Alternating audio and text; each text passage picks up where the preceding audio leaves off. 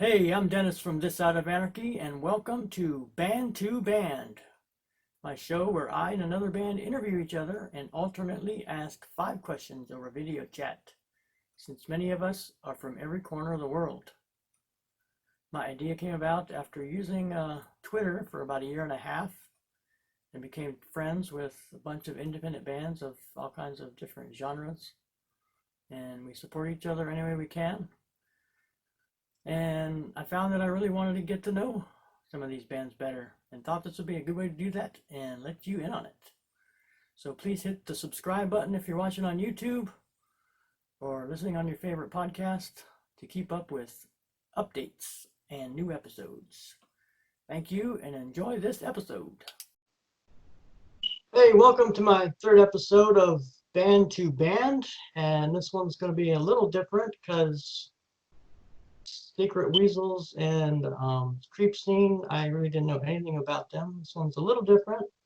I did meet Vince on Twitter. I'm not sure exactly how we got together. Somehow we found out we're both in LA, and I'm like, hey, where are you in LA? So I think through UGM Rock, I think is where we first. I think it was. Yeah, we did some stuff with them. And I know you were in LA and I was in LA, and I'm like, where are you in LA? LA's so big. Yeah. So like, yeah, we found out we were, 10 miles away, I guess, 12 maybe, I don't know. Too close. Like you're like up in Hollywood and I'm over by like West Adams area. Yeah, so we've been to lunch like 3 times, I think. 3 or 4 now, yeah. 3 or 4, I can't remember. But this one's gonna be, I'm gonna get a little more in depth to Vince because we talked about other things. So let's get on with it. Yeah, we've been friends for a little over a year, and I know a little bit of your story. We talked on the thing, and just introduce yourself to others. And you're the drummer, so I know that. Maybe how long you've been playing, and what made you begin playing. I don't think you ever told me that. Like, where you like really got the urge to be a drummer. Crazy enough with that's been pretty much as far back as I can remember, and with my parents, from what they tell me, as far back as 2, 3, 4 years old, I was like building drum sets out of different stuff around the house, and I was always gravitated towards the drumming of things. And my brother's wife, she, we didn't have cable or nothing when I was growing up, but my brother's girlfriend, who ended up being his wife, and they've been married, I think they just celebrated their 38th anniversary. But could be wrong about that, but it's a lot. And anyway, she used to tape that TV for me, and I would, see the videos of the different drummers and all that. And I always kind of gravitated towards the drum kit. And then and my parents got me my first kit when I was about 9. So I started playing that summer. Just got it for Christmas, and banged around for a month or so, and then I kind of didn't do much with it into the summer.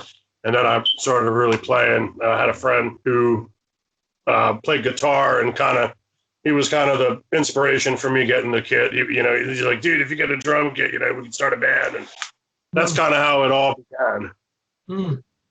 Well, that's cool. Yeah, it's been a fun journey.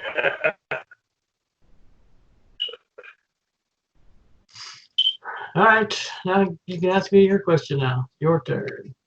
Okay, I had my first question was, okay, so I know you have a heavy punk background, but do you have any kind of influences that people would be kind of surprised about, that they wouldn't think about or wouldn't guess? Yeah, well, probably. I've always had like a wide range of tastes and influences. Probably maybe the 2 surprising ones would be Herb Alpert and the Tijuana Brass. Oh, wow, right on. And then Okay. Classical music like Mozart, Haydn, and Vivaldi and stuff. They're not usually hooked up with punk rockers, you know. Yeah, definitely, especially like the Mozart and stuff like Yeah, that. Even the Herb Alpert, like that's cool. That's yeah. cool. I And definitely get into a lot of classical myself too. yeah. And then in the mid '80s, it's a couple odd bands that was I really got into. Was there was a band, I don't know if you remember, they were called The. What is your man? We're The. And there was another one called Digny Fingus. That was kind of a weird band.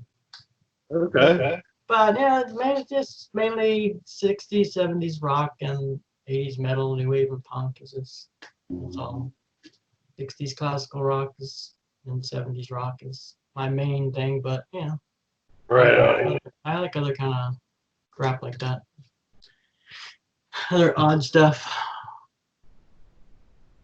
Yeah, definitely. I think probably all of us, you know, have some kind of 70s classic rock influence that are, you Right, know, from, you know, the 80s, 90s and above kind of.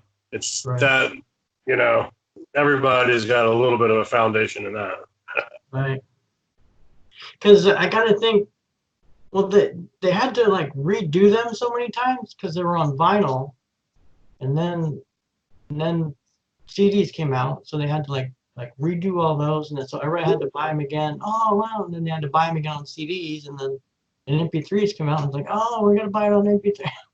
Yeah. Oh, now I gotta stream it. So I think the record companies just kind of, we got all this music, and let's just, we don't have to pay it, and we've already paid for it. Let's just, you know, they pay the radio stations to play all those songs, and then everybody's just into them. Everybody knows. Yeah, it's crazy because I didn't, it took me a long time to get into CDs because it just, you know, it's, they cost so much more money, and then you had to buy a CD player, and it just, and then yeah, like you'd have to build your whole collection over and all. So it was, it just, that was kind of, you know, I eventually started getting into buying them here and there and building up a Right. CD collection a little bit, but yeah, and then now it's like you said, now it's all MP3s, and pretty soon everything will be some kind of like Spotify cloud-based type, Yeah. you know, thing where it's, you know, not really on your phone. It's like a streaming type thing, but Right. that's crazy how they like it started out with like vinyls and 45s and Yeah. just keep reselling it with over a new medium. Yeah. And then now they're like it's going backwards I where know. you got like a new like revival of vinyl where people are like, you know, spending good money, like serious money for like vinyl versions of all kinds of stuff now. Like that Yeah. kind of tripped me out a little bit when I, you know, just to see that kind of like, Hmm. wow, it's crazy. Vinyl's making kind of a comeback Yeah. in that sense, you know. Yeah. Crazy. Yeah. Last week we had Tony from Creep Scene on there, and he gave his how he gets songs down. So I was wondering, since you're a drummer, usually you don't just start out with the drum beat and then try to do the guitar, or I don't know how do you work on your songs, and then do you do anything like him, or you just kind of keep it? You think about drum beat, and then you're like, okay, I'll put the guitars to match this or whatever, or do you kind of like play Um, you kind of play with your guitar thing, get some guitar going with your machine, and then kind of drum to it. Just wonder what your process um, is. it's crazy because I have like it kind of varies.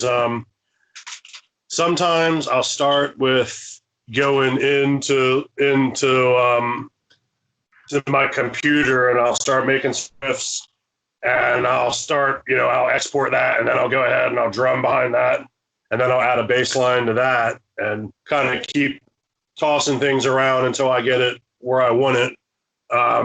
Sometimes I'll have like it's funny because I was watching the episode with Tony where he was like he's a big fan of dun dun dunts and I'm like I'm a big fan of that kind of stuff as well. Like you know a lot of I'll be building a lot of riffs like in my head and just after repeating them a couple times, I'll kind of start building like the skeleton of a song in my head, and then I'll drum to that. And what's crazy there is I'll record those drums, and then what I'll do is I'll listen to them, and then I'll write new riffs over top of the drumming that I did. So it's kind of like you start out with a riff idea, and I put a beat to it, and then I'll go behind that and do completely different riffs over top of it, just going off of the beat that I did. And it's kind of crazy. Like, there's no set rate like thing though. Like sometimes I'll start with a bass line, and then I'll go ahead and I'll follow up a bass line with the drums. I'd say probably more than half the time it starts with riffs though, and I'll build something behind the riffs, and then probably maybe 30% is building off of a bass line and doing something behind that, and then maybe the other 10% is building off of a drum beat that I just sat down. And usually I try to do because it's like you said, the drums, that's my instrument, so I'm synthing my guitars out, and the drums is really where I get a chance to do a lot of talking. So ideally, I want everything set up so I'm just listening to something where I'm just putting the drums to it, and I can accent anywhere that I want. And you know, sometimes I'll drum something 2 or 3, 4 different ways, and just see what kind of different feels or vibes I can get from it. And, you know, and then kind of rebuild off of that new vibe. But I try to start with some kind of guitar work first, and then punctuate everything with the drums. You know, I've been really trying to get into, I wanted to record my next EP with all acoustic drums.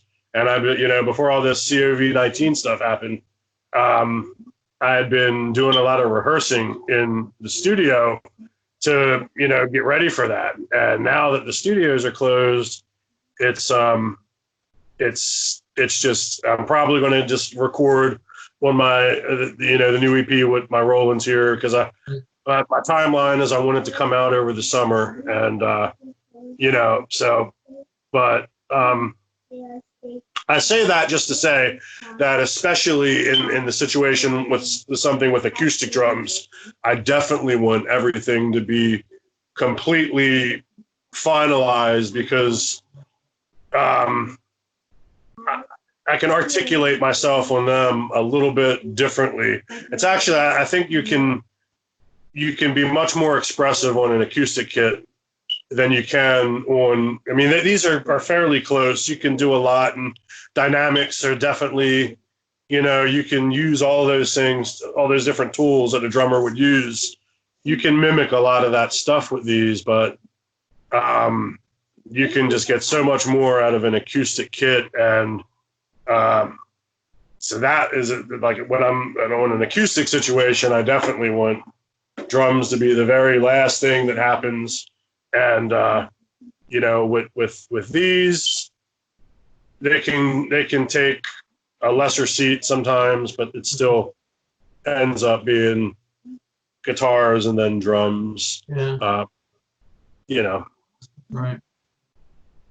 For the most part. Have you ever picked up a guitar and kind of a little bit, or what? Yeah, that's actually, I wanted to start playing guitar a little bit. Like when I was about 16, and a band I was playing in, the guitarist Theron, he used to, everybody, as the drummer, it's like everybody's always usually playing at your house. And so some guys would just leave like a half stack and stuff over there and bring their guitars, and other guys would have they would just leave their whole getup because they had another guitar at home that they would practice with. Right. And I wanted to kind of start messing around a little bit.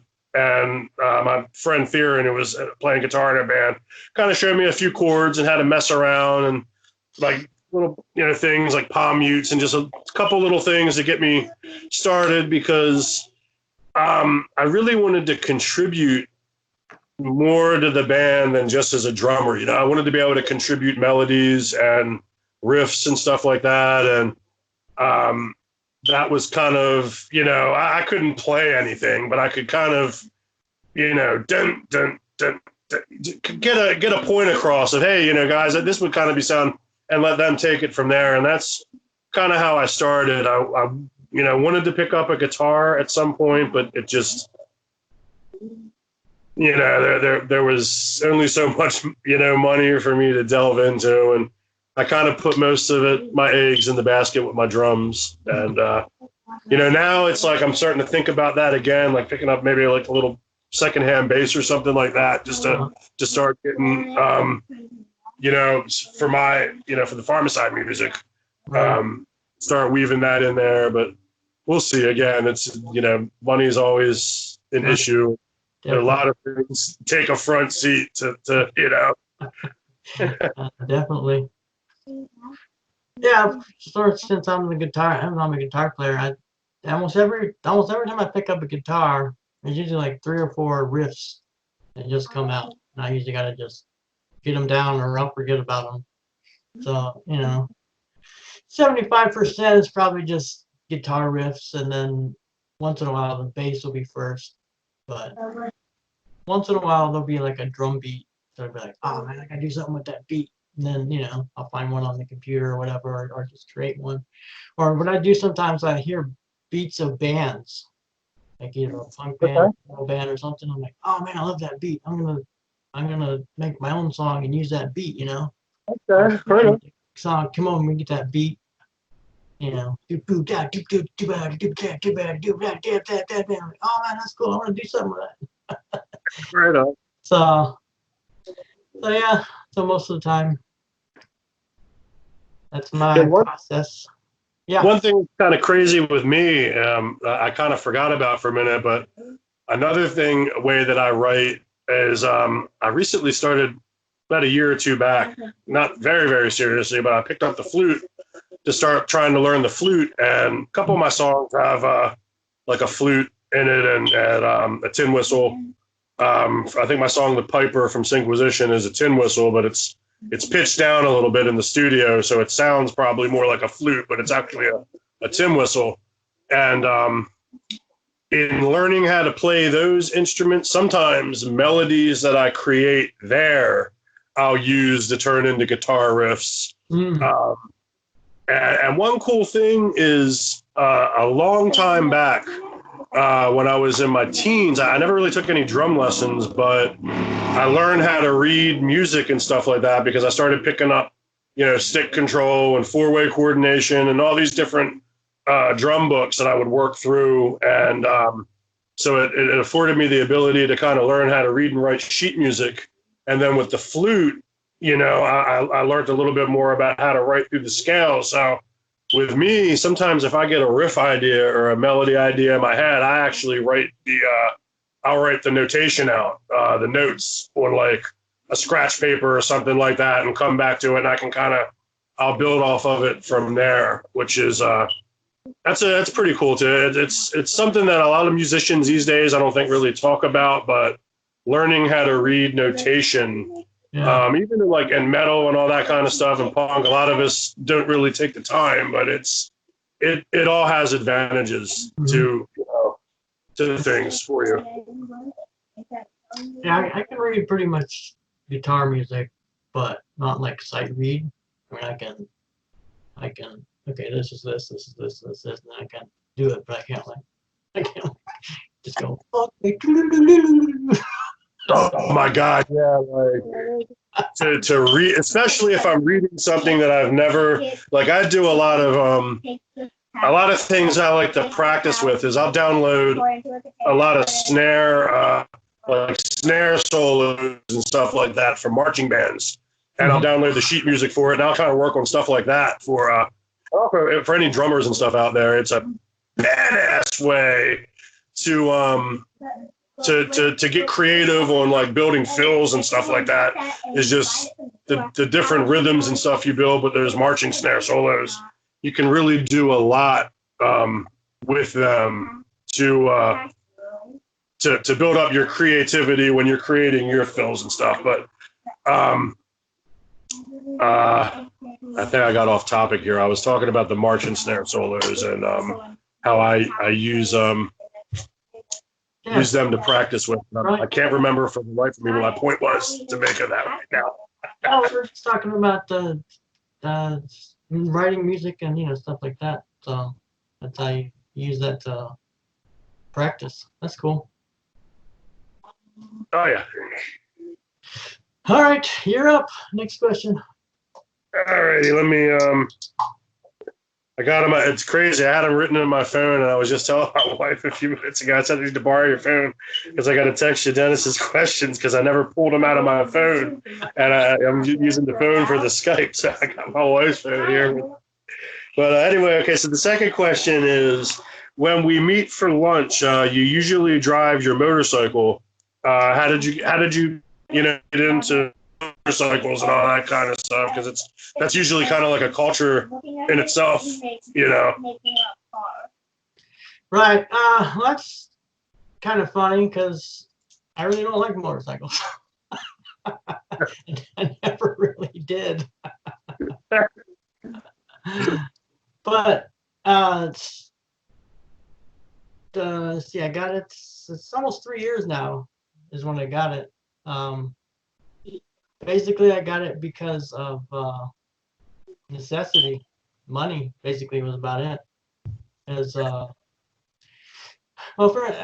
My brother had motorcycles when we were growing up.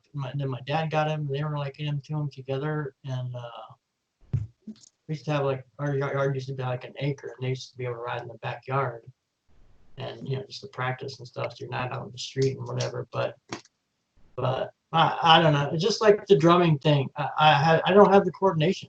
I cannot shift and brake, and I can't do any of that crap. So mine's an automatic. So it makes you just go. That's how I am with my fingers, man. I can't really get the coordination in my fingers because I've also wanted to learn piano. Yeah. Is something that I really like. I can play piano a little bit, and I can build some melodies there, but I always wanted to learn how to like really play piano, but my fingers are just, I don't have the dexterity there to do like any kind of serious guitaring, or it just seems to lie in the drumming coordination areas, and it just didn't make it all the way down to all the individual fingers like that. I only need my first two fingers here for the drums mainly, so with these three here,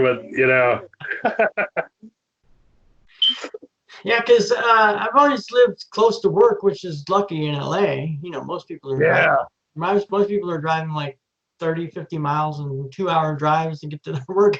Oh my God, I know. I've been lucky. The most I lived away was like maybe 4 or 5 miles, maybe, which is good. That's cool. Because when I first moved here, I lived really close. I used to ride my bicycle to work. Wow. And which was good because we used to have an hour lunch, so I could just ride my bike back, kick back for 40 minutes, eat lunch and do whatever, and then ride back. That was kind of fun. I got my exercise. Then I moved a little farther away, and I drove for a while. And then I got the house here, which is close again, and rode my bike again for a while. Then they changed lunch to only half an hour, which was like I could like get there and back in like 25 minutes. So I'm like, well, I ain't gonna have 5 minutes to eat my lunch. So that kind of gets, put a kibosh on that. So then after we did that, I drove for a while, and then money was tight again, sending my kids to school. So then for a while I got one of those electric scooters. They're like $400. I lasted for a while, but it was a little cheap Chinese one, of course, and this just couldn't handle all the bumps and the roads are going over the railroad tracks I got to go over to, and it's just like right. And then eventually it just started falling apart. so, so, so I kind of figured out. I kind of broke even on that. I was saving. I was saving money on gas, but I probably saved the $400 I paid for it on gas. But it just kind of broke even. But then I think I bought another one and did the same thing, and then ended up driving again. Then when my sons were old enough to have jobs and go to school and everything, and they're getting into college, they needed the cars. And I'm like, well, I needed to get to work. I didn't have money for another car and insurance, so I'm like, Right. I'll try to get it. I'll see what I can get for a motorcycle. So seeing what they have automatic. So it's the cheapest thing I could get to working back with. So that's how I got into motorcycles. That's funny. Working back, but it's kind of fun sometimes. Even though we're in LA, it's in the winter. It does get cold here. I mean, even if it's 50 degrees, even if it's 50 degrees, the wind chill is. When I checked it out, it was like going about 40 miles an hour. It's like 20 degrees wind chill. So when you're driving, it's like 30 degrees when you're. Oh yeah, yeah. and in the winter, you still feel that ocean breeze, and it's cold. It's. Oh yeah. Yeah. So. I gotta bundle myself up. I actually got one of those battery jackets this winter. It's got a battery in it, and it's got heating coils. You know, like a heating blanket. We used to have them back east for when you're plugging your blanket, and you had to. Oh yeah, we got one right over here. Yeah, temperature control. It's kind of the same idea. You got little coils in your jacket. You got a little battery there. Oh, that's crazy. You just charge it up, man. It worked good. It worked pretty good this winter. I was nice and warm. I had one in the back and then two in the front right here, and it kept me pretty warm going to work. That was good. Crazy the stuff that they. Yeah, and then in the summers, sometimes in the summers it's 110 or whatever. That you can feel that heat. It's just like the opposite. The heat just comes off the blacktop, and it's just beating you in the face. You're like, wow, it's like. Oh my God, yeah. Yeah, we get some crazy summers, man. We might have a hot one this time around. It's been getting some heat spells lately here. Yeah. That's crazy. Yeah, man, that's funny because I've always had a kind of been pretty lucky with getting work fairly close to the house for me. I've had some far drives, but nothing crazy. Like, I think the most I had to ever go was about an hour and 10 minutes or so to get to work. But it's funny because my first job in the union, the electricians union, was at a school that was like maybe 10 minutes from where my wife worked. So I was able to, and I was working because it was a school. We couldn't work during the day. So we were working 3 to 11, and I would be able to go meet my wife for lunch, and then I would head to work, and then she would get off work and she would come to meet me for lunch because the school was, it was so close. And, I was always had a couple, able to kind of be at least relatively close to the home, or not have to, deal with too much of that traffic. Because man, out here, I do, like you were saying, I remember, working construction, we'd be starting at 5, 6 in the morning. So, but I would know guys who would be leaving their house at 2 in the morning to come and get to work.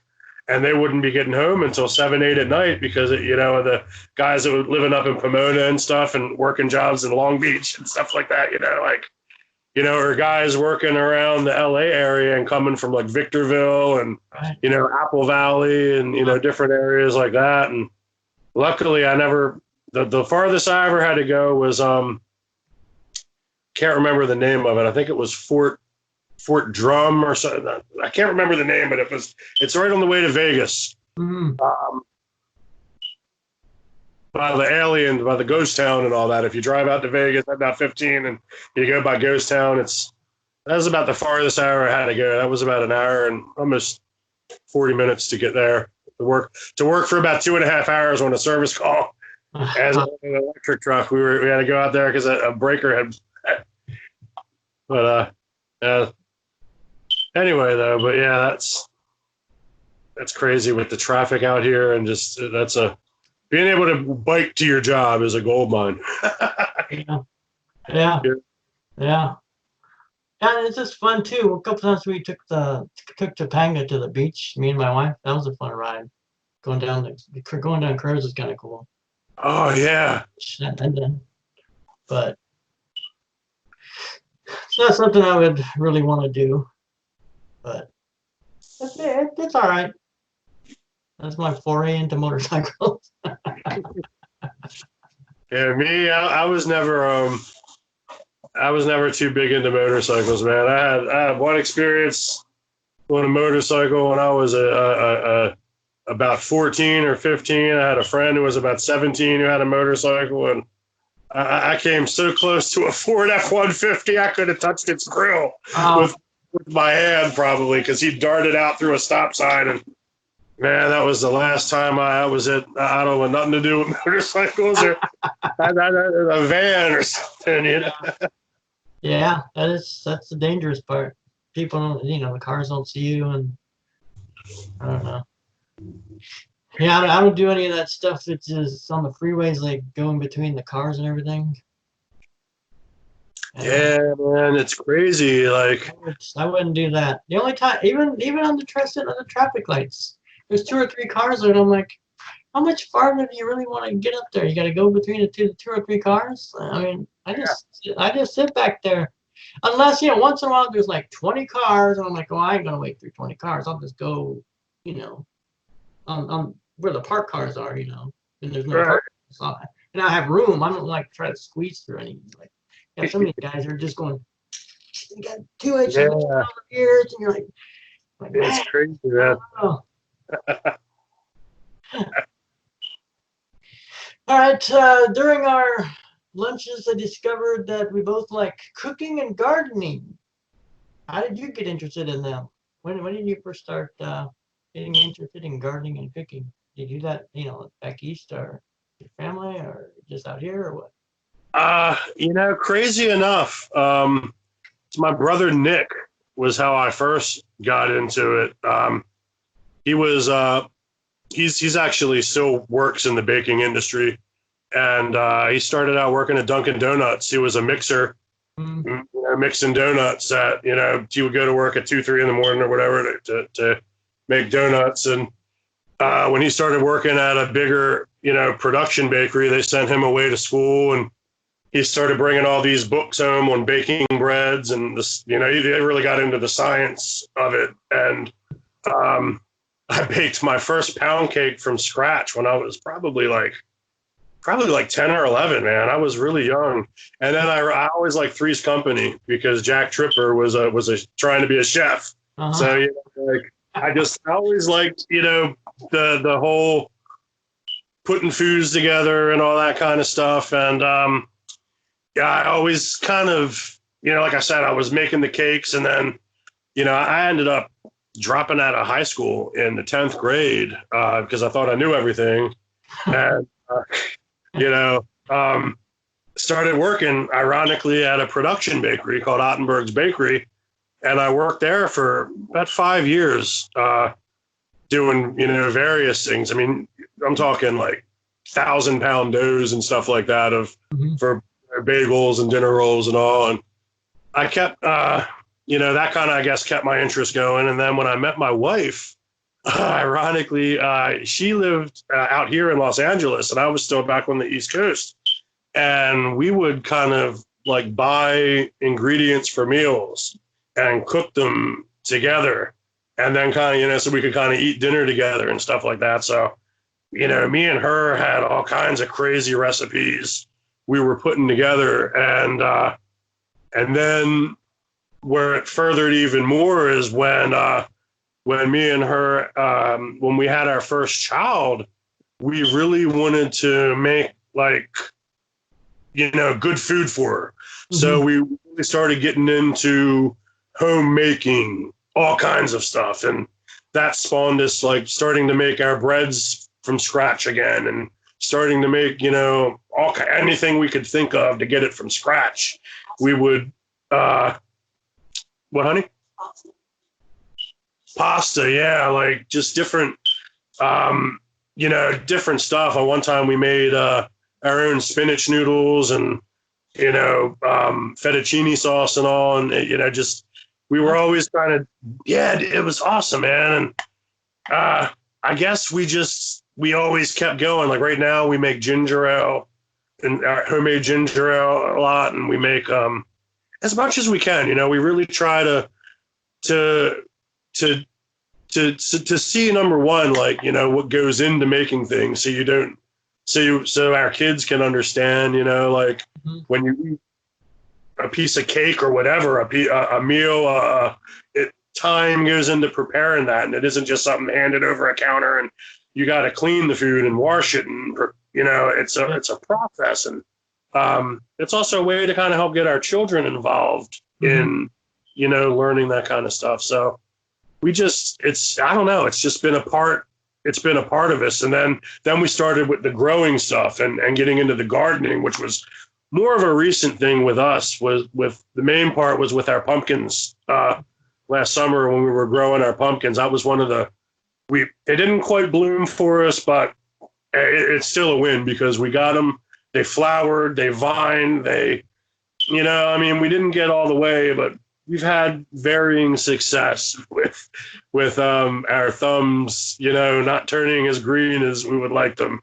And but we got some stuff out there right now. We got some onion going on, and we got some aloe out there, and we're getting ready to start our spring summer plantings in a pretty soon here, actually. And again, we're trying to keep our kids involved in it, and it's just it's a good way for the family to do things together. That's more than just kind of sitting in front of a television, which we do too. But right. So that's kind of how we got into it, and we're just trying to continue learning more. Especially with gardening, we're learning that it's just a ever process of evolving your knowledge, and figuring things out, which is cool. It's keeps your brain sharp. Yeah, it's just, I don't know what it was, but probably somewhere around teenager, 13, 14.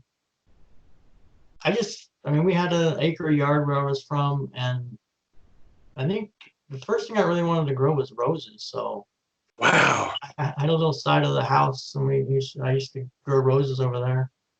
It must be hereditary because I found out later. My mom's dad died when I was 4, so I really didn't know him. But I guess he had all kinds of roses in their backyard. So I guess he was, and my mom would always say he knew how to either graft or either grow them from seed. He'd get one to seed and grow it. Or crazy. It. And I don't know. He did all this crazy stuff that I don't do. But and then my dad's mom, I guess she was like really into irises. And then I like irises too. So it's like weird how. But she died before they were even married. So. Okay. So I didn't know either one of those, but yet somehow I kind of got those two traits from my grandparents. That's crazy. So yeah, we used to grow vegetables in the back. We had a little tilled place, and we used to grow tomatoes and peppers and strawberries and onions. We used to grow little stuff like that. It's just we always had stuff to grow. And now I have a yard, and I've always kind of been into it, but I've been really getting back into it the past 2 years or so. Right on.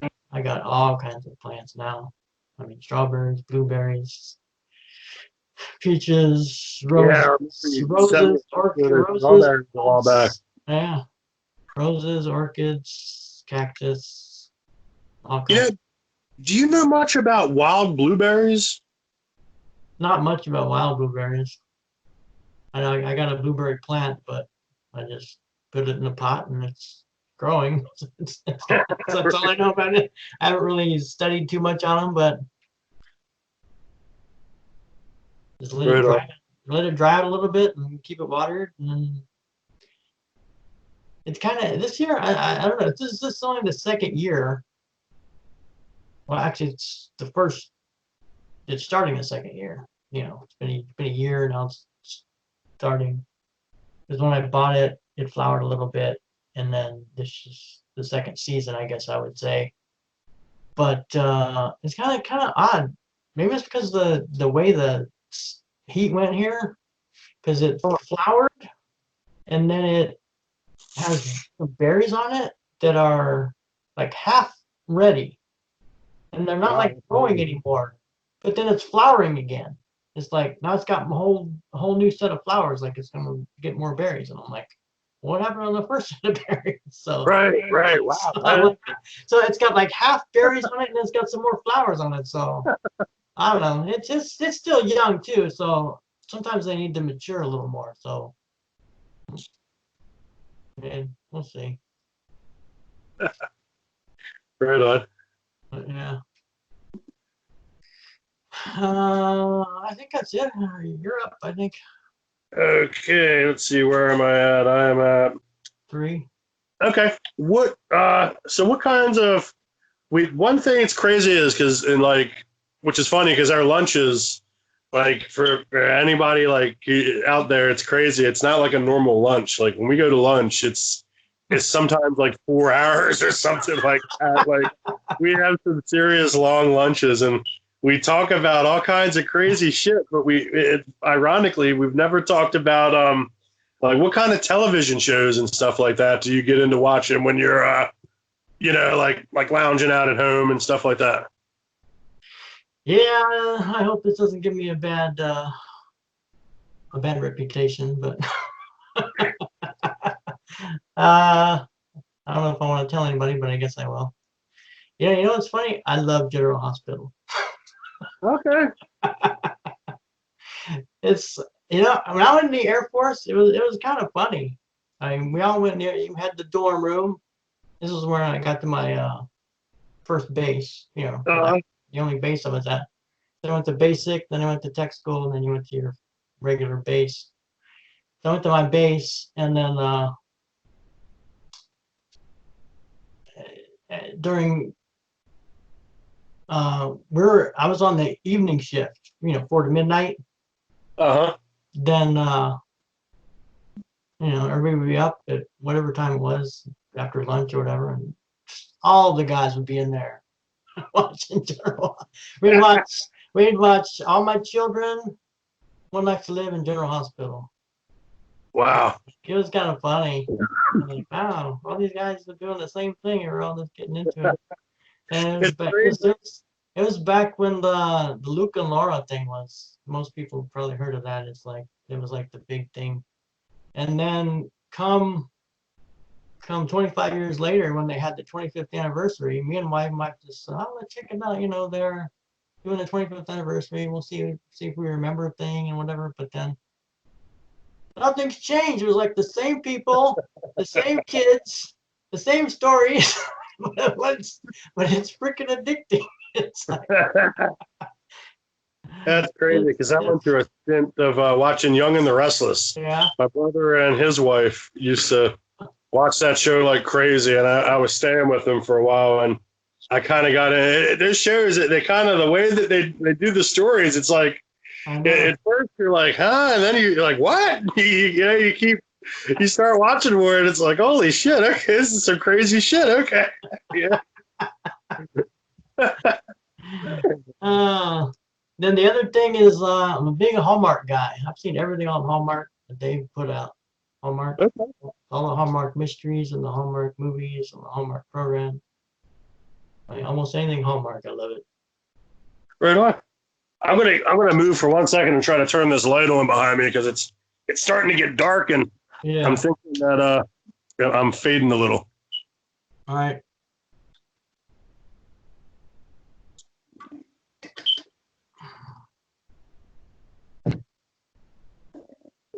The sun went down probably, huh? Yeah, the sun started coming down, and Now it's too now dark.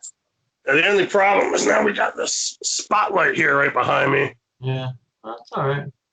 Not that I can bad. hold my hand up like this for the rest of the interview.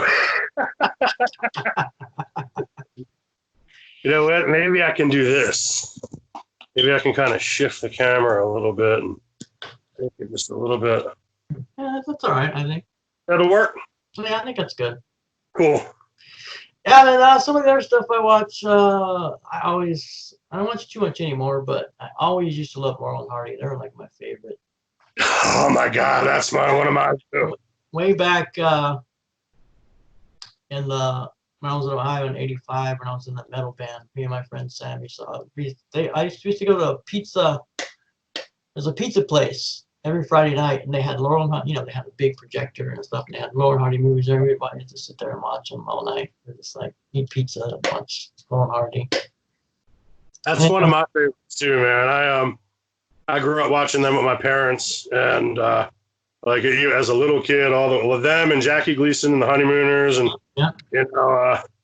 And even now, like my kids, my two daughters, they love Laurel and Hardy, man. Like they actually bug me more to put it on than I turn it on myself at this point. That's good. Yeah, that's good. And then also, I like old sci-fi. Some of my favorite ones are The Forbidden Planet and the original War of the Worlds. Okay. Those I like old sci-fi ones. And then there's this one show, I don't know if you remember it, probably too young. It was Ellery Queen in the 70s. Oh, I never seen the show, but I've read some of the Ellery Queen mysteries. That show is freaking awesome. I love that show. The way I usually pretty good at figuring things out on other mystery shows and stuff, but the way they did that show, I think I read a couple. I think I read a couple of the books, but the way they did that show is just like I can never figure out who the hell did it. I was like, it was so intriguing. It's like they were really good. That was like the Thin Man and stuff like that, right? The what? The Thin Man and that was the Ellery Queen mysteries, right? No, I don't think so. The Maltese Falcon and Yeah, the Maltese Falcon. okay, yeah, I think I know who I might be getting a little bit mixed up, but Yeah. What's that guy's name? I wish I could remember that guy's name. I bet I could figure it out real quick. Ellery Queen. Ellery Queen is an American TV series that aired from 1975 to 1976 and starred Jim Hutton, David Wayne, and John Hillerman. Yeah, Jim Hutton. okay. Jim Hutton had that was like his acting was just awesome, man. He was just gonna go like, hey, oh, you kind of figure things out. It's like, oh, I think I recorded all those episodes on. What did I record those on? I don't remember if I recorded them on VHS and then I transferred them from VHS to MP4s or MPEGs or something. But I got them on my computer somewhere. I gotta watch them again. Those are freaking awesome. I'm gonna have to check YouTube or something and see if I can find some of them on YouTube. Yeah, I wonder if you might find something on YouTube. What about you? What kind of shows? Me, I'm into a lot of the old stuff. Like I like a lot of the old like 1930s, 40s horror movies, like the 13th Guest and a lot of the old Boris Karloff shows, and Jackie Gleason and the Honeymooners, Taxi, Laverne and Shirley, like Kojak, like a lot of those old sitcoms and shows from the 50s, 60s, 70s, 80s. As far as newer stuff goes, my wife and I have recently been watching The Blacklist like crazy on Netflix, and a show called Fortitude, a show called Expanse, a lot like sci-fi type stuff, and we've been watching the X-Files a lot lately. That's always usually there's like a Harry Potter or like Star Trek going on one TV in this house, generally at all times. You know, whether it's, you know, we stick to either the original series or the next generation. You know, we don't discriminate in this house. We like Kirk and Picard, even though I tend to like Kirk a little bit more, and got a feeling my wife is a little bit more of a Picardian. But, but you know, we dig a lot. And then me, you know, my wife not so much, but me, I'm a big horror movie person. From not so much the new stuff again, because I'm not necessarily into the gore. Like you see with a lot of the horror movies today, but man, like the old slasher movies from the 70s and 80s, and, you know, Halloween and Friday the 13th, and, you know, Carrie and Poltergeist and all those, you know, I love all those kind of old horror movies and stuff like that. So they're really, really cool. I love the Trailer Park Boys. That's another one that my brother kind of turned me onto that, and I started watching, and those guys are they're funny as hell. Columbo, we like a lot of Columbo in this house over here. I love Columbo, yeah. Yeah, he's a lot of British shows too, like A Touch of Frost, Rosemary and Thyme. God, there's this one that we used to watch, George Gently. They're all like mystery type shows, kind of, you know, detective mystery type stuff. And, Yeah. you know, that's pretty much most of the time. Definitely have one thing that I have never gotten into at any point in time in my life is reality TV. Yeah. I whether it's Survivor or the you know, the singing shows. Well, you know what? My wife and I did used to watch So You Think You Could Dance. When that came on a while, like years ago, back like maybe in 2004 or 5. And we used to watch the Hell's Kitchen when that first started coming out. But other than that, I never really got into reality shows. And I guess that's about it. I've pretty much watched pretty much anything. We like a lot of Akira Kurosawa stuff. Like, you know, when I'm sick or whenever anybody's sick in this house, we put on Seven Samurai. And that's about all I can really think of off the top of my head. Yeah, the only reality show I think I really watch is American Pickers. I like that one. America, oh yeah. You get to see a lot of probably old different type stuff, and that is, Yeah. yeah, I dig that. Yeah. I don't think I've ever seen that show, but I definitely like watching a lot of the Yeah, you get a lot of old kind of stuff you've never seen before. It's kind of interesting. yeah, I watch a lot of shows about abandoned buildings for that specific reason as well. Like, it just sometimes, you know, they'll walk into these places and it's like hasn't been touched in 60, 70 years, and they're pulling up like calendars from 1983, and you're looking at like old boxes of Pledge and stuff like that. Just that kind of nostalgia of looking at and then the architecture, like especially some of the real old places, like, you know, it's crazy because like the apartment that we live in here, this was built in, I think, like the early 20s. And so it's got a lot of wood, and just, it's a very warm feeling when you walk into the building. It's like, you know, now everything's cold. It's all fluorescent lighting, and it's all like sharp and just like kind of stainless steelish looking, you know. Yeah. So, you know, I kind of dig more of like the wooden type vibe, and just kind of that kind of vibe. Topic again, and I get nervous a lot when I do it's crazy, man. I'm not real good at obviously I'm good at talking, but I'm not real good at talking in the sense that sometimes I start running around in circles. So. Yeah, but this is cool. Again, I like you know, the thing I was kind of worried about, and still am worried about a little bit, is, you know, the other bands would kind of be asking me the same question, and like I'd be giving the same answers every episode, and then And then it's like, and then, we trying to find out about each other. We don't really know each other. We just know each other on Twitter. It's like, well, how do you record? Well, okay, I told the last 3 bands how I record. Right. But Right. this will give, people to realize that we're just normal people and we do normal stuff, and maybe get Oh yeah. interested, and maybe they'll speak to them in a little way, and they'll get interested in something else or try something else. But Yeah. all right, let's get to some little more music related stuff. How do you balance your family, your job, your writing, recording music, and promoting on social media? And I think you're basically only on Twitter, I think, on social media. Yeah, that's all you really do, right? That's all. I mean, I have a YouTube channel as well, like Oh, yeah. for with Farmacyde stuff and all. But as far as like, yeah, that's got cobwebs on it right now. I need to get back in there, and it's funny because how do I balance it?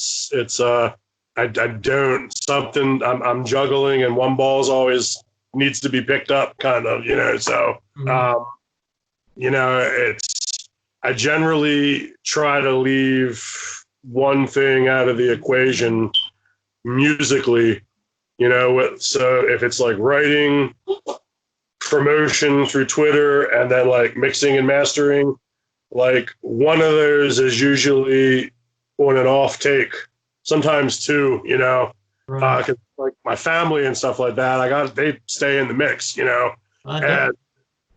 so it's juggling. It's like, you got the things over here, and these are static, but over here, this is what's always juggling, and it's, I'm like right now, I'm writing, I mean, me and you are working on a collab, Right. and Yeah. which is actually coming along pretty good, but we'll get to that in a minute. But like just the writing is taking like my focus as far as what I'm doing with the music sense, because as with the we're very hands-on with the children, so they're homeschooled. Like you said, we do a lot of from scratch stuff in our home. So needless to say, there is always several shifts of work to be done around the home to keep up with. So it's like if I'm working on writing music, I'm probably not on Twitter and stuff like that. Like, it's like when I finished writing Be Horror and I started the mixing and mastering process, that's the worst part of the process to me, 100%. I that was such a nightmare and such a just mental stress from listening to a song thousands of times, and changing your something by 0.1, and okay, is this better? It's not better. You start going crazy, like Yeah, definitely. remember what was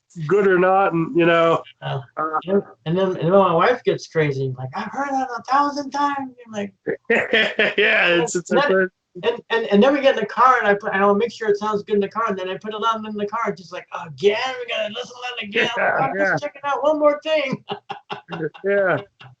That's how, yeah, exactly. It's the same thing with me. It's like, they're like, again, Be Horror Story again, really? It's like, well, at least luckily for me, 90% of my songs are a minute and a half, so they're like boom, boom, boom, boom, and they're done.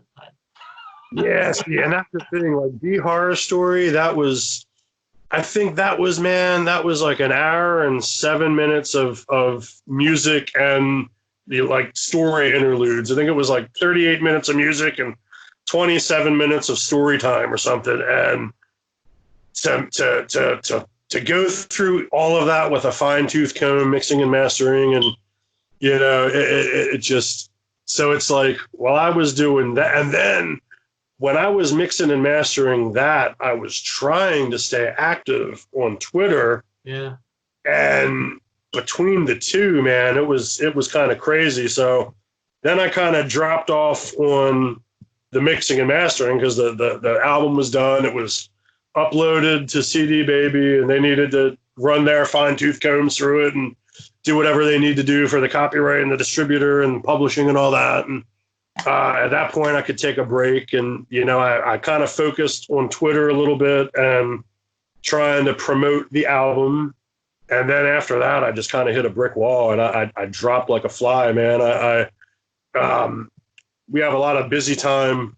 Our family, all of my wife's anniversary, our kids' birthdays, Christmas, it is all like between October, the middle of October and the beginning of January for us. So it's a crazy busy time. So it was like, once I finished doing the video for Illogic, I was probably like a ghost. Like, I didn't get on Twitter for probably 2-3 months. I was just, I didn't look at my drums. I just was, as far as creatively, artistically, I was just like shriveled, so I guess the long and short of it is I balance it by always throwing really one thing to the side and trying to not balance all of it. Because if I did try, man, it would be, it would either be at the crazy expense of my family, or it would be at the crazy expense of my health. And, it just, so for me, it's, if I'm focused on writing, I'm probably not going to be very, very much on Twitter. I poke my head in and I try, I definitely try to,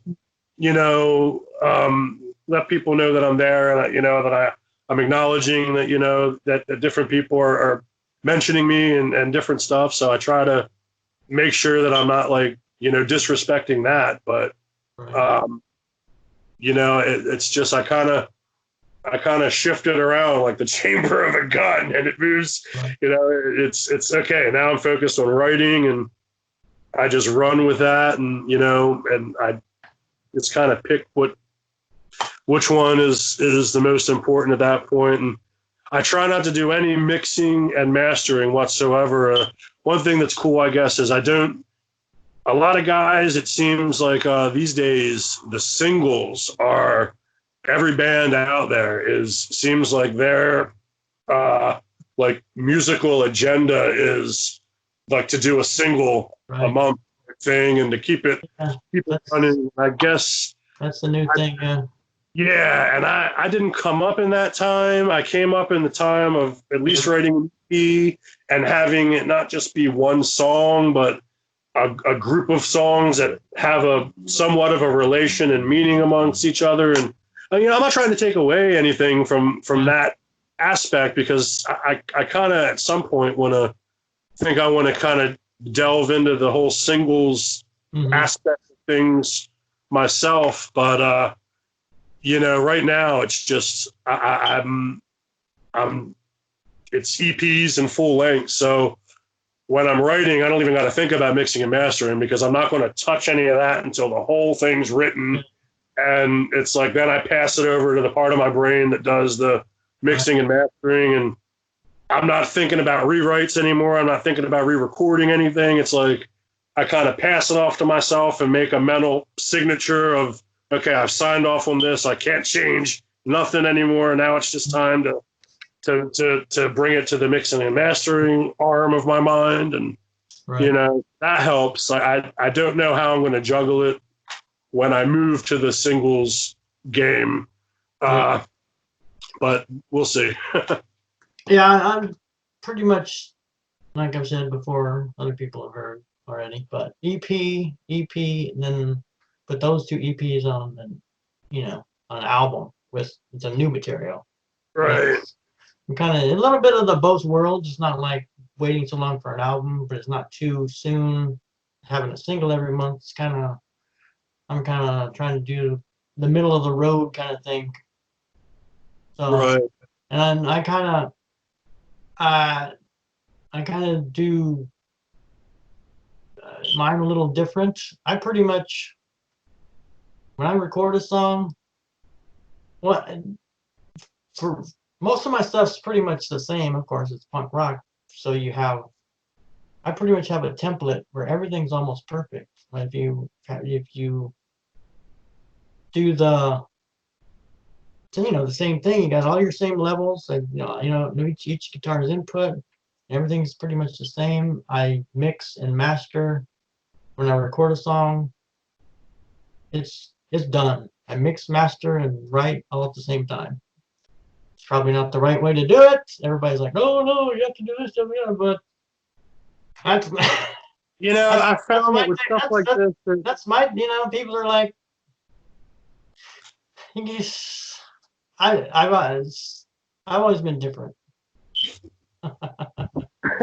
So, yeah, there's, I found that there's no real. Sorry, I had to shift something real quick here. There's no real right or wrong way with that's the any thing. of that. I mean, even mixing it, that's all an art in itself as well. If you really think about it. And, it's, you can critique, like the technicality, I guess, but it's all a feel and a vibe and what feels right for the, Right.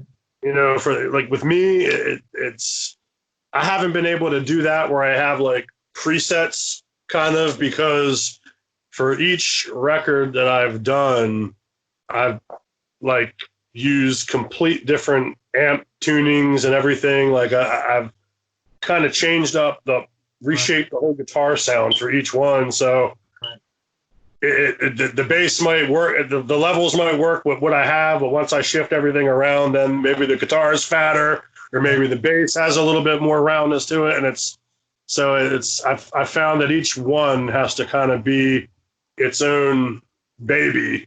And even for me, like I found, at least on B Horror, I didn't even use the same levels from song to song on that. Like each song was kind of approached as its own project, and then overall kind of mastered as an album. But still, like that was a crazy process, man. I got to learn how to streamline that better myself, because that's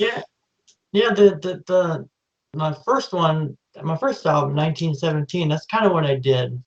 It was kind of a mistake where like I had 4 or 5 guitars maybe, and I had a list, and I was like, okay, I'm playing this guitar with this guitar on this track, then but this guitar, I had to like have every combination of all the guitars. And I'm like, what? And then it was too hard to mix, and they have different sounds, and I'm like, what the? So I don't know. I said, all right, that song sounds the best. I'm using those guitars. So I basically the last few songs, EPs and songs, I've been using my Samick for one guitar and my ESP for the other guitar. Once in a while, I use my Telecaster. I finally got a good sound on my Telecaster. I tweaked the amps the way I wanted to, but yeah, that's one thing I've been meaning to tell you about. You got so many guitars, I want to use them all, but I'm like, I want to use my hollow body this time. There's got to be a song I got to use my hollow body on. And the one thing I heard, and it seemed like it was true, that was really, really odd. One guy I was listening to, he had a recording thing, said if you want to make your guitar sound heavier, put like an acoustic just like underneath, and somehow it tricks the ear on making it seem like it's very quiet. He said you just barely hear it, but somehow it tricks the ear that it makes it more powerful. So that was my theory of, if you notice a lot of the really heavy bands, one of the guitar players had a Strat and the other one had a Les Paul, and the Strat is really thin and the Les Paul is really thick, so that the two. That's why I've started using my Telecaster a little bit with my other one, so you got a thin sound and a heavy sound together, and it makes it even more heavy. It's like a really weird kind of technique. Yeah, it's crazy because like I don't really know any of the technical stuff about guitar, and like I have no idea like any of that, but I do try to tune both of my guitars. So one's thinner and the other's a little fatter, and when they combine, it gives like I generally tune it for a combined sound out of both. Right. And yeah, I was going to ask you about that because I've been meaning to tell you for a while, man. I love the way that you just get some killer fucking tones out of your guitars, man. It's just like you really do, dude. Like it's just some heavy shit, and it just really just attacking, but bright enough so you can understand like the articulation, but just still just fucking deep heavy too. It's crazy, man. Like, how do you do you sit down and like when you're writing something, do you kind of like shape the sound and be like, okay, I kind of want this type guitar tone and then start writing to that? Or do you just kind of write the stuff and then shape the tone after it's written? Or I just write it and do it. As it's like the other thing, I think the thing that helped me a lot too was learning a little about EQ. And I think that helps out with the guitars. It makes it sound different. And the one thing I learned about EQing is that you need to, each instrument like needs to have its own place. okay. Like your bass, you would put your bass at a certain frequency, like maybe 80 to 250 or whatever you want it. But you like, then you want your guitars, one guitar here and the other guitar here. But on the bass, you would scoop down where the guitar is going up. So you kind of separate them out. Okay. You scoop down this, and then for this guitar, you kind of scoop down the other guitar. So those frequencies aren't interfering with that guitar. So it's a lot of it's about EQing. Okay. Yeah, like I've kind of just started getting like that, those kind of concepts in my mind and all, but I'm still have a lot to learn and all that. But yeah, it's funny that you mentioned about trying to carve out the sound, because that's kind of where I am with what I'm trying to learn how to do right now. And almost cutting is more, scooping it out. Cutting is more advantageous than trying to boost your signals. Yeah, I did remember hearing that from everybody. It's like you drop, you don't raise. You want to drop something down, and I do try to do that, but I'm still learning. And then I don't have this is my studio here, so it's just a set of Audio-Technica headphones. I don't have like studio monitors, and even if I did, I don't have the acoustics set up to make them even really worthwhile. I think that's overblown. You don't need this acoustic. In my opinion, you don't need this big acoustic perfect room and everything, because most things are played on your phone. If you can make it sound good on your phone, and it come out of your speaker, it's gonna pretty much sound good. And I have heard that too. I can guarantee you that. And you start mixing in mono too, which gets your levels a lot better. Okay. That's a good tip that helped me a lot too. And it's just because I don't have any soundproofing. I have my piano in the corner and my speakers up there, and it's a big den room, and then the living room's there, so it's just like a big area. There's no soundproofing, no nothing. Okay. I've got a rug on the floor, but that's about it. You just get your triangle thing, and you just kind of get them as perfect as you can, and then the rest of it is playing it in your car, on your phone, in your stereo at your house, in somebody else's house. I have a stereo at work, I have a stereo here, and I just stereo in my car. So I just like, all right, this one I have too much guitar, and that one I have too much vocals. So then you kind of got it, and you make it so you sound. That's the best way to do it. You just can't. You just can't go by the studio monitors of your headphones or anything. It's gonna sound different in the headphones than it is in. Because everybody's gonna have different. It's gonna be played back on different stuff. So you have to kind of make it sound good on everything. Yeah, That's my technique. right on. Cool.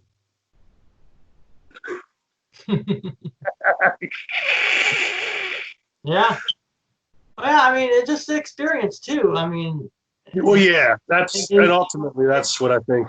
in some way or another, I've been doing it or been involved with it for over 40 years.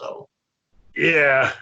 So I mean, my first experience was our first album was recorded at West Beach Studios with Brett from Bad Religion is the one that recorded our first album. Oh wow. Yeah, I remember you telling me that actually. So yeah, that was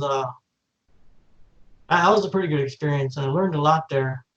And it was kind of interesting when we had our amps.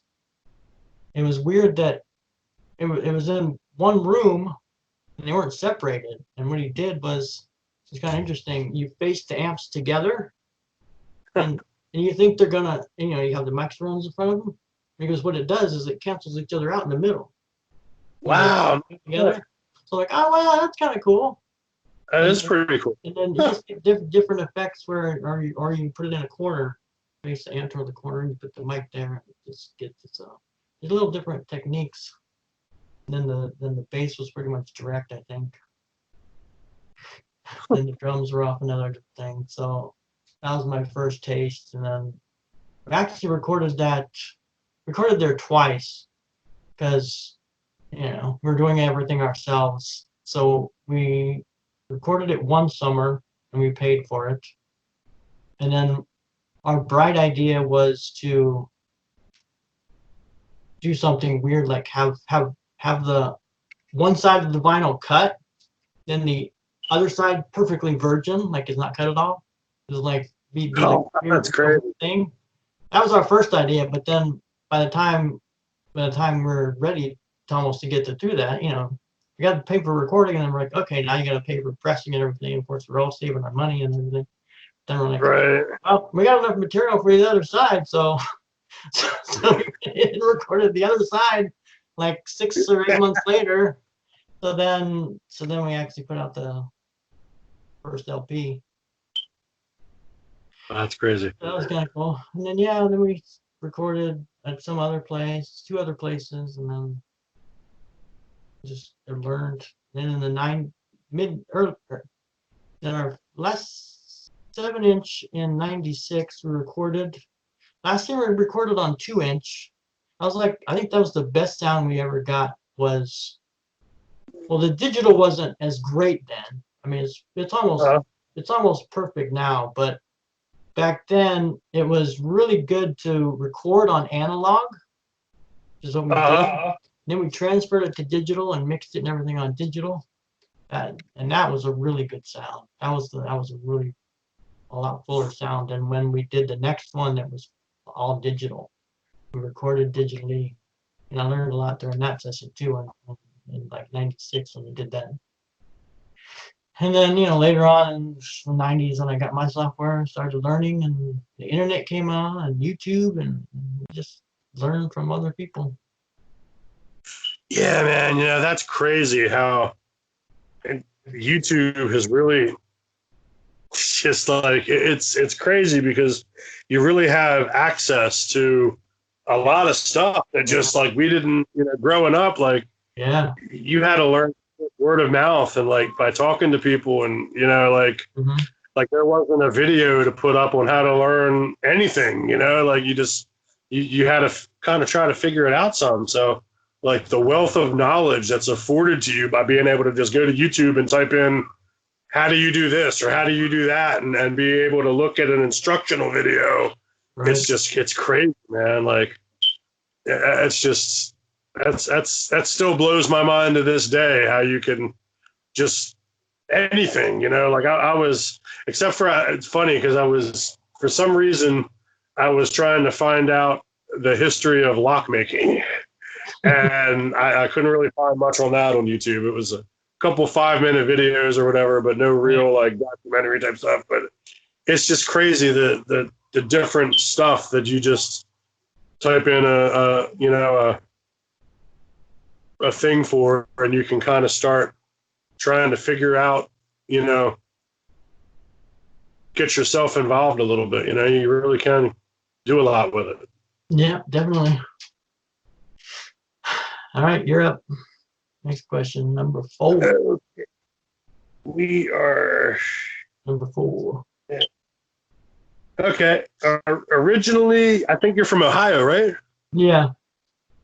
How would you say Ohio contrasts with Southern California as far as like, you know, do you dig the weather? Do you dig like the type foods and stuff like that you run into? And like, how did you see the contrast and stuff like that?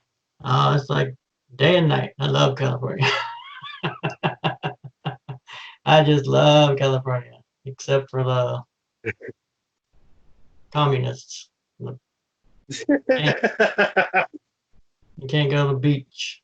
He wants to not let anybody go to the beach. That's what I don't like. But, you know, they want to tell you what to do with your life. I heard about that. It's back down, right? Yeah, I really haven't heard lately, but he was in and he wasn't. I don't know.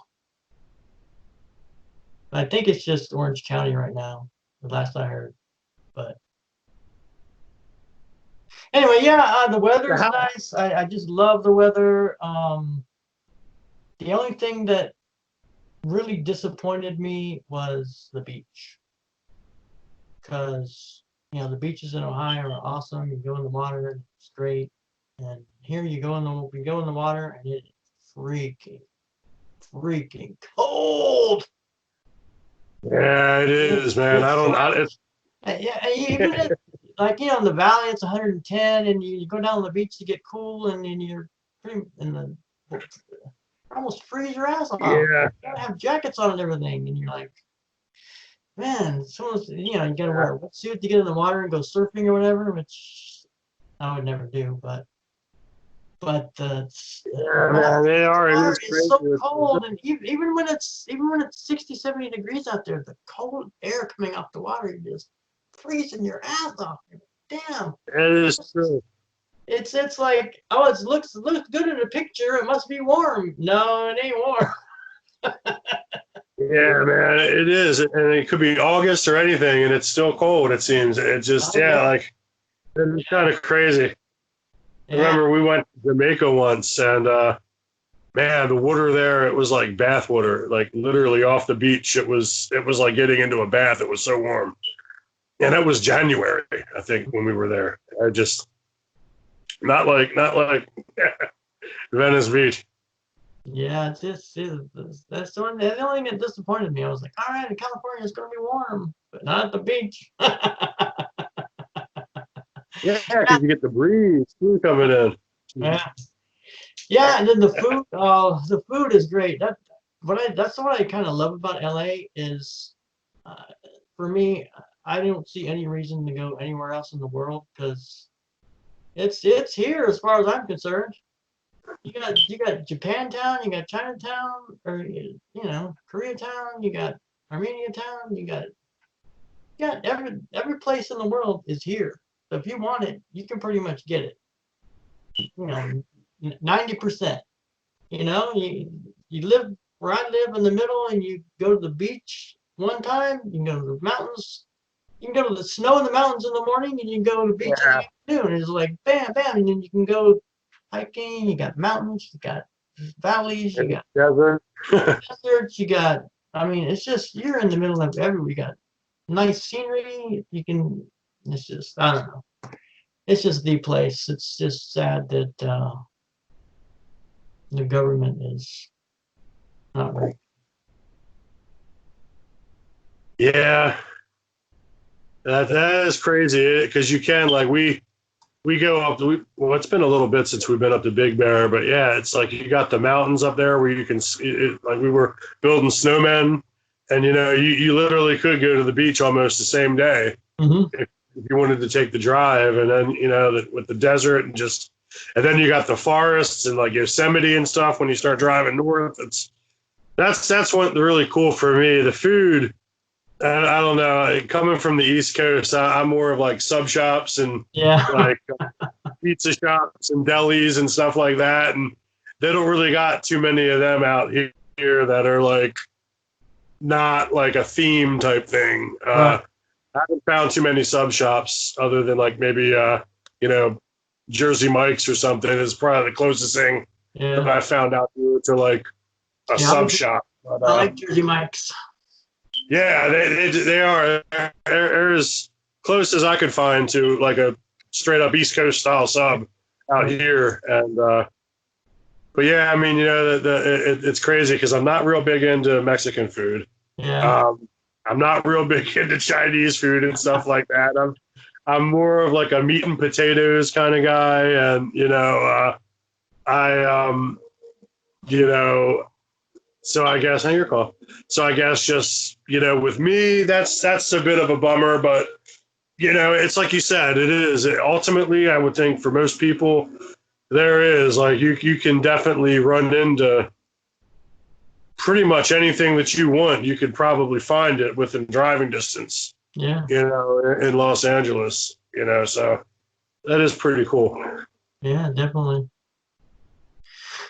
All right, let's let everybody know about all your albums and how your current music is going and your future plans are. With Farmacyde, I have the Farmacyde EP came out in 2008. Well, the single for Merc came out in 2017, in July of 2017. And then the first EP, the self-titled EP, came out in December of 2018. The second EP, Sinquisition, came out in June of 2019. And then the first full-length record, Bihar, came out, Bihar Story, that came out on Halloween of 2019. As far as future stuff, I'm currently working. I currently have actually my next two projects already envisioned out in my head. It's going to be an EP and then followed up by a full length record. And from there, I want to start bringing some more like Celtic type instruments like bagpipe and flute and like, you know, harps and fiddles, and I want to start bringing in some African drums and some different stuff into my music that I mean, it's still going to be Farmacyde, it's still going to be heavy, it's still going to be essentially metal, but I think that, you know, by now, if anybody's listened to my stuff, I do some things a little differently sometimes, and I'll throw some stuff into the music that's not necessarily conventional. So it'll just be kind of continuing out that, you know, the next two albums are going to be pretty much straight metalish, but beyond that, it's going to be interesting myself to see, because while it'll always be metal because that's just where my heart is, kind of, that's just kind of what comes out, but you know, it'll have a little bit of a twist coming with the sixth release. We'll start introducing some crazy twists into the music, and I want to explore more of weaving stories and music together. I kind of want to, not in the sense of Bihar, because that was just such a long big project, which I wrote linearly. Like I literally started out with the opening scenes and then the opening music, and then just kept going through, like asking myself, okay, what piece of music fits after this part, and then write it like with, you know, like a purpose, kind of, as opposed to just letting things come out. But you know, the next stuff will be a little bit, you know, I don't know. It'll. I'm interested to see kind of myself. I want to start bringing some more, you know, just stuff into the mix that's, you know, not conventional, straight everyday would be.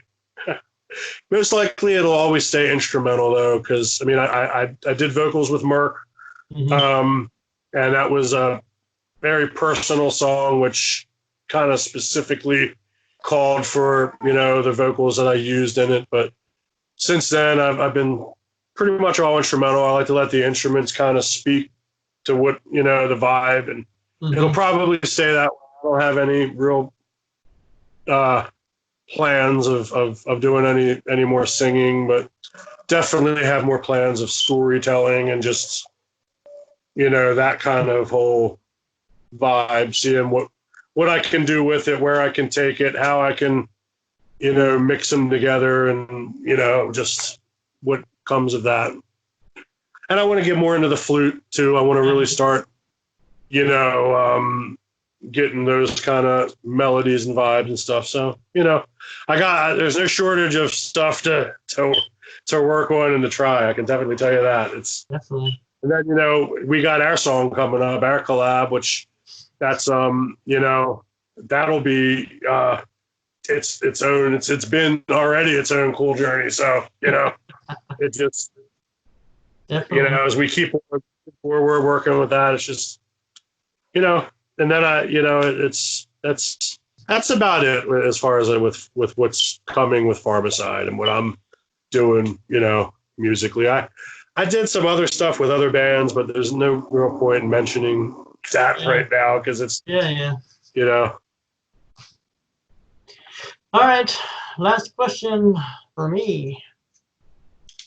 Okay.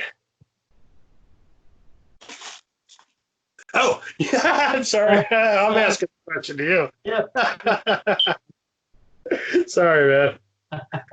Okay. So you recently, you just recently had a grandson. And so, I mean, I've definitely congratulations and all that, but congratulations again. And if you could just, just speak a little bit about on how that's been for you. How have you, how have you enjoyed that experience so far? Especially, it's unfortunately through the whole Corona kind of lockdown thing and all. So it's a hard time for somebody to have a baby. My niece just had a baby about a week or two ago as well. So I was just thinking, wow, for a new mother to have to be going to prenatal visits or like all the stuff that you have to do when you have a brand new baby and the doctor visits and stuff, but just how's that journey been so far? Oh, it's been awesome. And I have a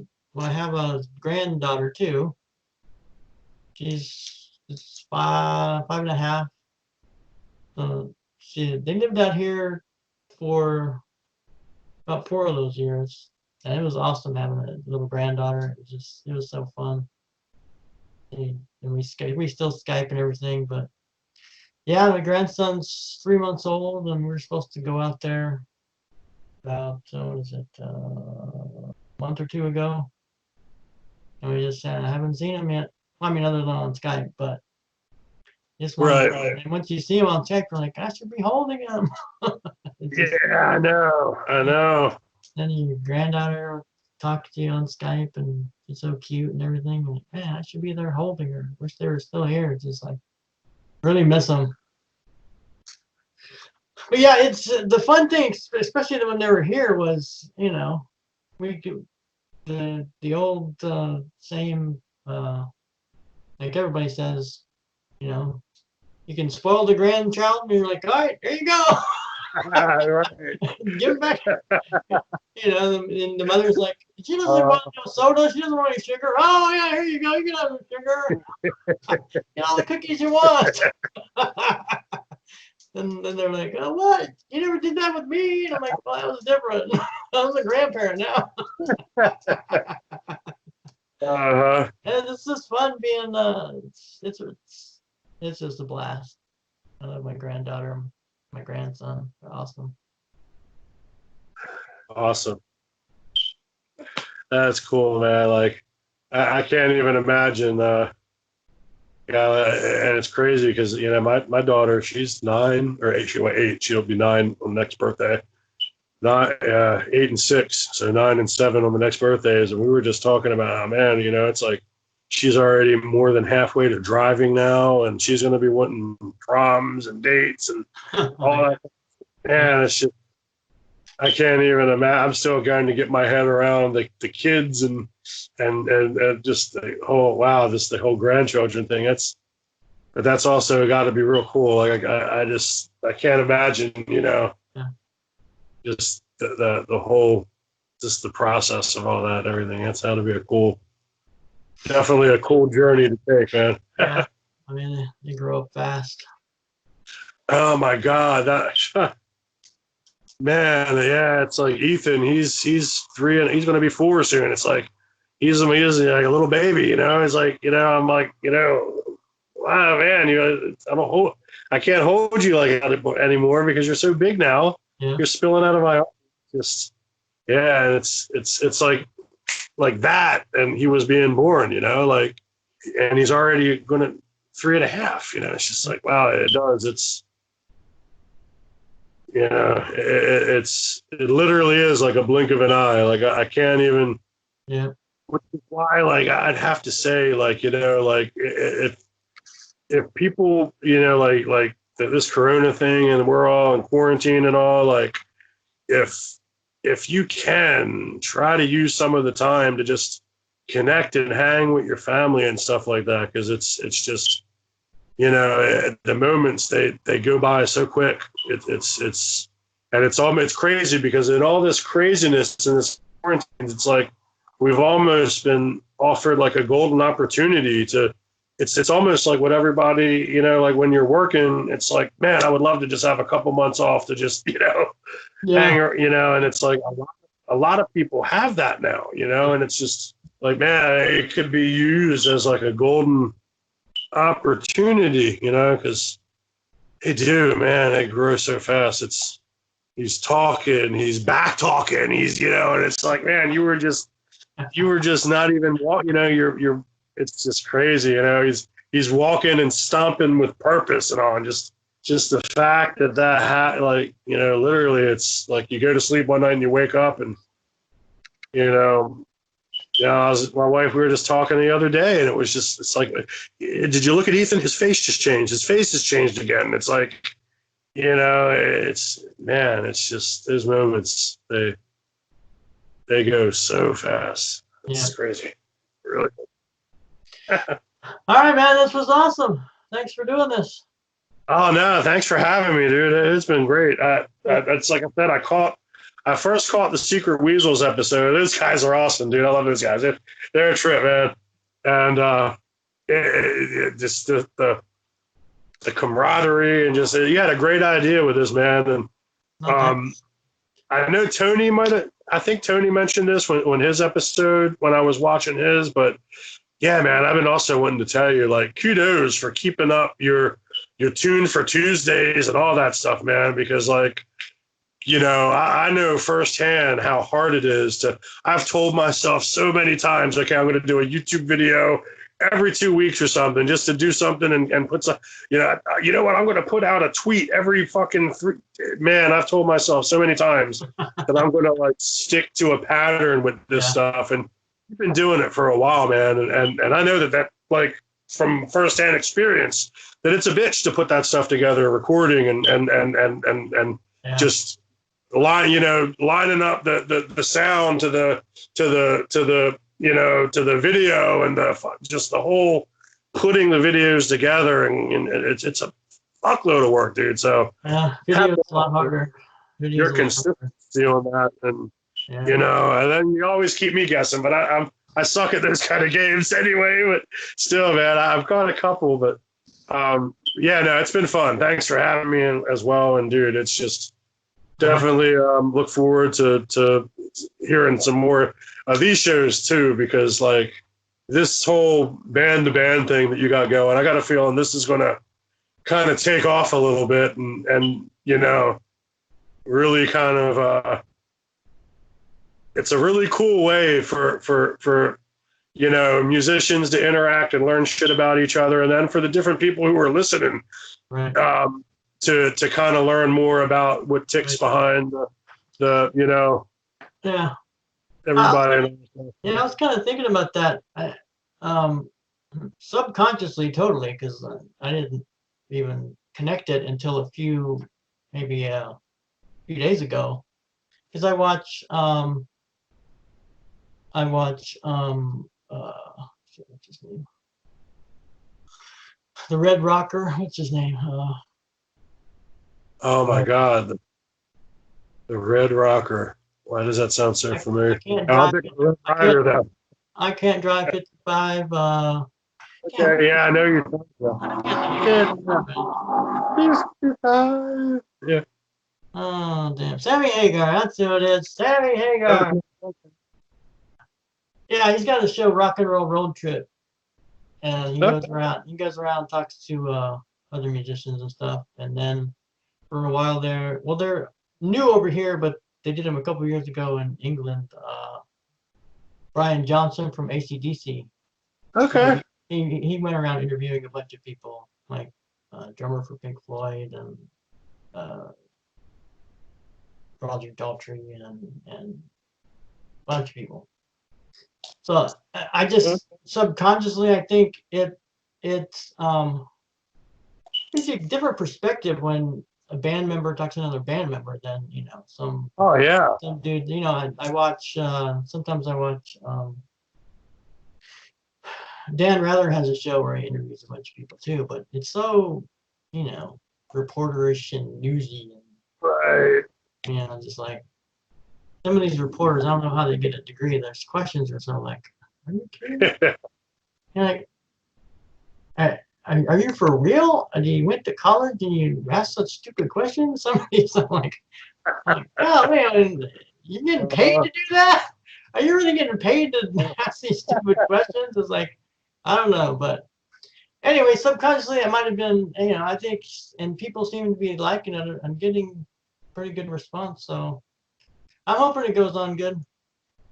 Yeah, man, I'm definitely looking forward to hearing some more of them, and definitely, looking forward to hear some your next shit coming up. Which actually, just as a quick addendum, you were saying that you're going to have your EP coming out pretty soon, right? Like, Yeah. you were saying you're trying to have that like before summer, right? Yeah, I'm trying to get it done. If I'm really lucky, I'll get most of it done this weekend because I have the last two songs I'm working on in addition to our song, so I'm doing a lot of things at the same time. I got to tweak some vocals and re-record some and do some mixing on two songs and then kind of put the cover together and then hopefully submit it within 2 weeks, which should be releasing hopefully before June. So let's hope, barring any Right on, bro. barring any issues or technical difficulties or whatever. Who knows? But all right, and I guess everybody can find you basically at Farmacyde on Twitter and on YouTube, right? Yeah, it's Farmacyde on Twitter and Farmacyde on YouTube is that's the and Bandcamp, Farmacyde at bandcamp.com.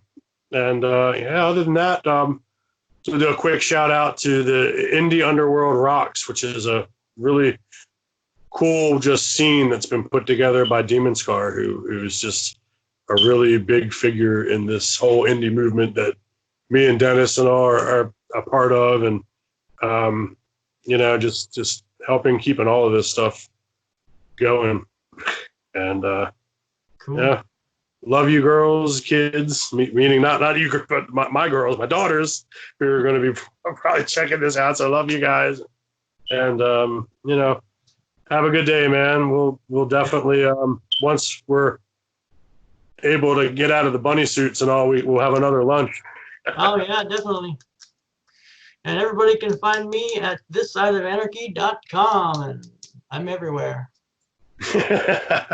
Instagram, SoundCloud, Twitter, Bandcamp, YouTube, Spotify, just you name it. I'm probably there. Yeah, I'm on Spotify. I am on Spotify and all those. There you go. iTunes and all that. I guess I forget to mention stuff like that. I'm thinking like social media type stuff, but yeah, you can hear Farmacyde at all the Pandoras and all that stuff, and That's why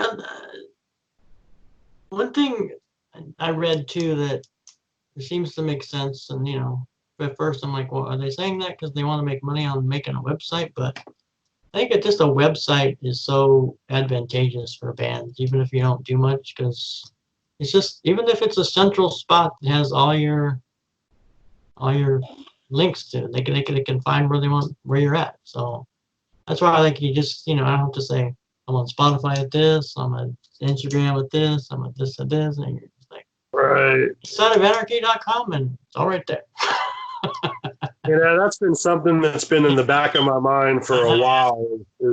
But I guess I keep telling myself once I learn to get on top of Twitter, like Spotify, man, I got to get back.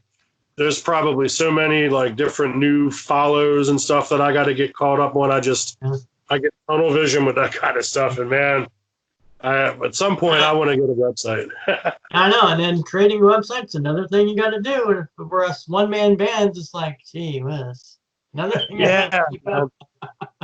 And it's like, for me, I really try to stay away from anything automated, like any kind of automated tweets or automated, like I may put out a tweet and then sometimes I may not be able to answer people till the next day or so because I'm in the middle of just all kinds of stuff. But I still, at one point I thought about, I could just do one of these things to program 3 or 4 tweets a week just so I'm not forgetting. But it's to stay on top of all of that is just, it's impossible actually. It's yeah. All right, man. Thanks a lot. All right, Dennis. See you next time, bro.